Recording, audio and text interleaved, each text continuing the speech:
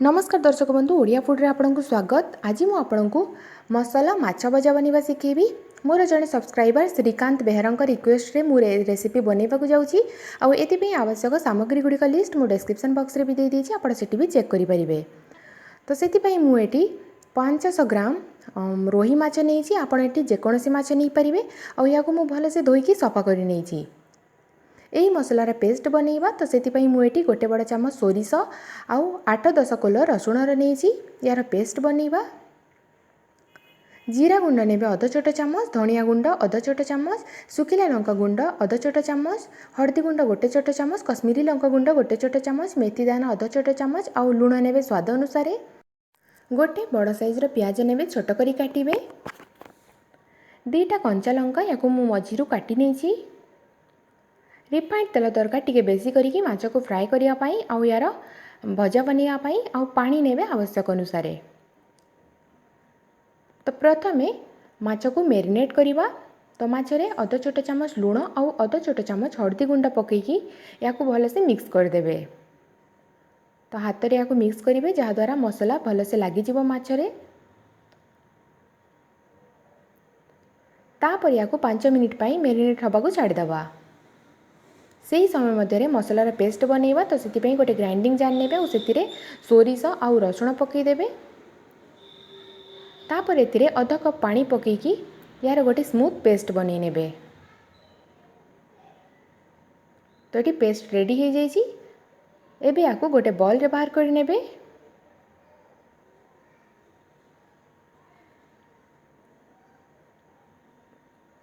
एबे मसलार पेस्ट भी रेडी हो जाइए। याकू साइड रे रखिदेबे। तापर चलतु नेक्स्ट प्रोसेस को। तो गैस ऑन करिकी गैस रे गोटे कढ़ाई रे बेसी करिकी तेल नेबे आउ तेल को गरम करि नेबे। तेल गरम हो सारा पर गैस फ्लेम को लो मीडियम कर देबे। तापर एथिरे ए जो मेरिनेटेड फिश अछि ताकू पकेबे फ्राए होबा पई।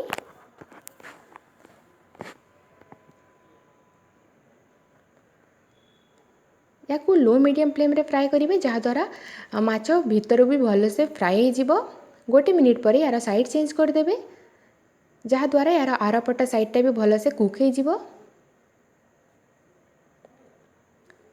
याकू ओलट पलट करी सबु आड़ू हल्का गोल्डन ब्राउन कलर हवा पर्यंत माछ को फ्राए करिवे।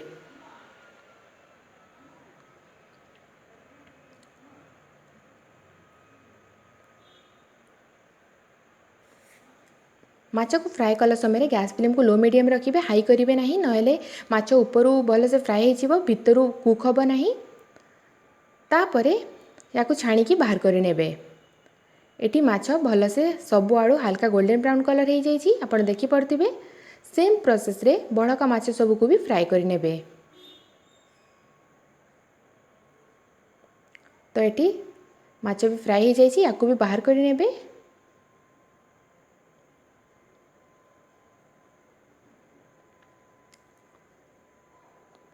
तो सबू माछ को मुझे फ्राए कर नहीं। एबे चलतु नेक्स्ट प्रोसेस को। नेक्स्ट प्रोसेस रे गैस ऑन करिकी मु कढ़ाई रे 4 बड़ चामच तेल नहीं। एक्स्ट्रा तेल को बाहर कर नहीं। तापर गैस फ्लेम को लो कर देबे। तापर एथिरे पियाज पकेबे आउ पियाजर colour light golden brown colour हवा पर्यंत याकू फ्राए करिवे। याकू बेसी डार्क करिवे नहीं। तापर एथिरे कंचा लंका भी पकई देबे आउ याकू भी किछि सेकंड पई फ्राए कर नेबे।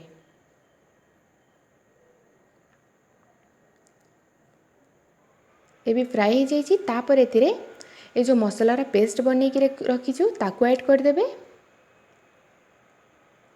मसला पेस्ट पकई सारा पर याकू गोटे मिनिट पई फ्राए करेंगे जहा द्वारा मसलार कंचा टेस्टा पड़ीजिव। एबे मसला भी भल से फ्राए हो जाइए। तो एबे एथिरे सुखिला मसला ऐड करेंगे। ता पूर्व गैस फ्लेम को लो कर देबे, नहेले मसला पोड़ीजिव। तो कश्मीरी लंका गुंड, हळदी गुंड, जीरा गुंड, धनिया गुंड पकई देबे। सुखिला लंका गुंड भी पकईदेवे निज टेस्ट हिसाब रे। मसला को मिक्स करदेवे। तापर एथिरे अध कप पानी पकईबे जहा द्वारा मसला भल से मिक्स हो आउ याकू अध मिनिट पई फ्राए कर नेबे। तो गैस फ्लेम को लो मीडियम करिकी याकू फ्राए कर नेबे अध मिनिट पई। एबे मसला भी भल से फ्राए हो जाइए। तो एथिरे मेथी दाना पकईदेवे, याकू मिक्स करदेवे।